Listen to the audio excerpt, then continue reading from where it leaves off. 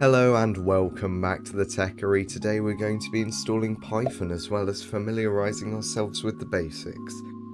This is episode 1 of my new programming series, so I'd appreciate it if you left your thoughts in the comments section down below and hit subscribe. To begin the installation process, open your web browser of choice, which for me is Google Chrome, and head to the first link in the description.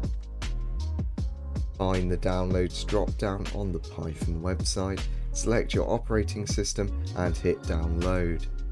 Save the installer to your Downloads folder and wait for it to download. Once downloaded, press Open and Install Now. Select Yes on the prompt and Python will begin to install.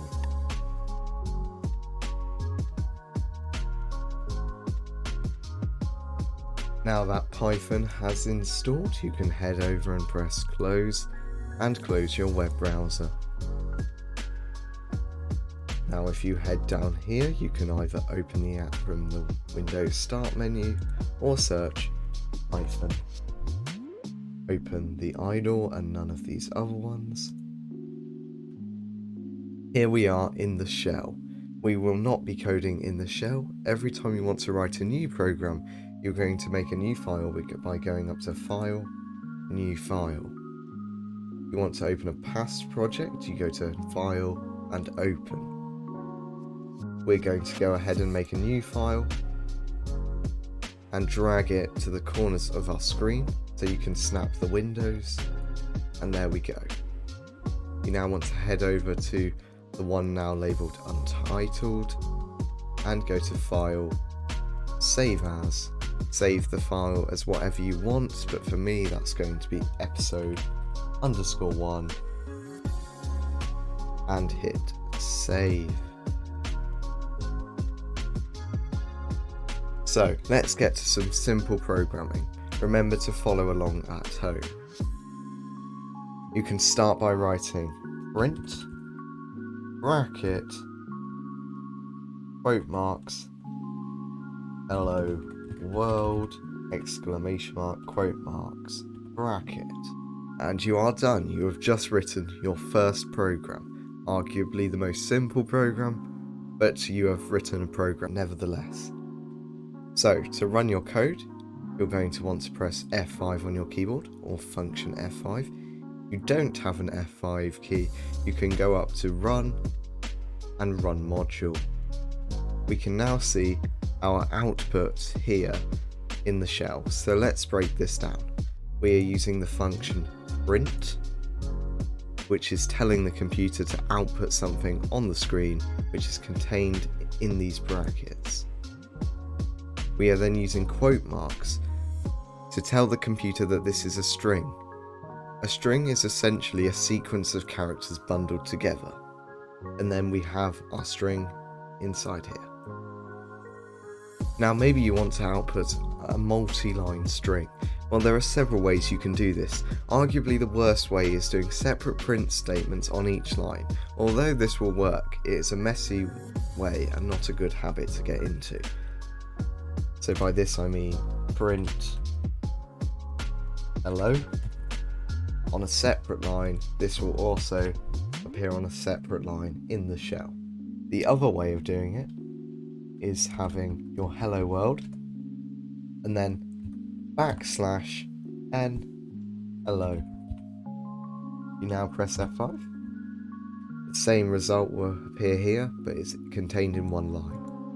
Another way of doing this is having triple quote marks. So if we get rid of this a second, triple quote marks, then we can have whatever we want here. Hi, hello, bonjour, and then we can have another set of triple quote marks and a bracket. We now run this. It will also be on 3 separate lines. You are also able to concatenate strings by using a plus in the middle of 2 sets of quote marks. This will add them together. In this circumstance, print them as well. So we'll have hello world plus hi and this will print hello world, hi. Now, notice here there is no space. The reason there is no space is because between these strings up here, there are no spaces. A space is classed as a character, and since the computer can't see one, there isn't one in the final result over here. So if we added a space here and run it, we have now got a space over here. There is one last thing we're going to cover in this video to do with the print function, and that is you're able to multiply strings. So if you do print brackets, quote marks, subscribe to Techery, quote marks, bracket, and then go before the end bracket and do star 100.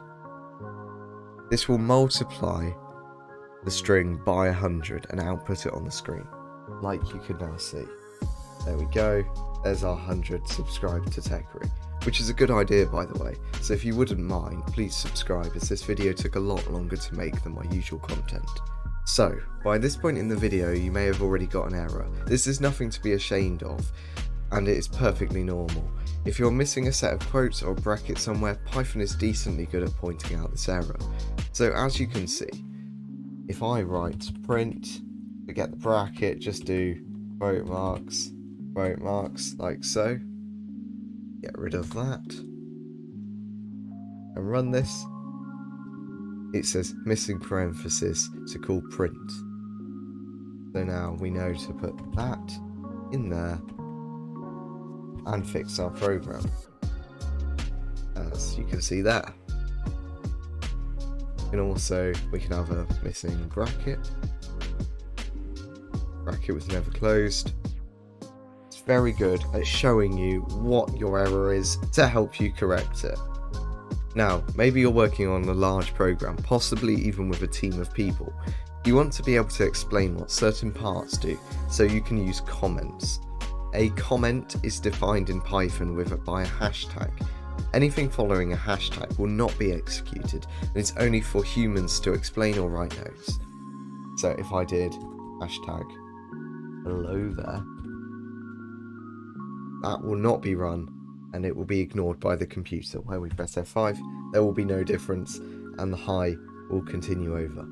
Well, I hope you enjoyed this video. It took me much longer to make than my usual content, so please consider subscribing. It would really mean a lot. Thanks for watching, and goodbye.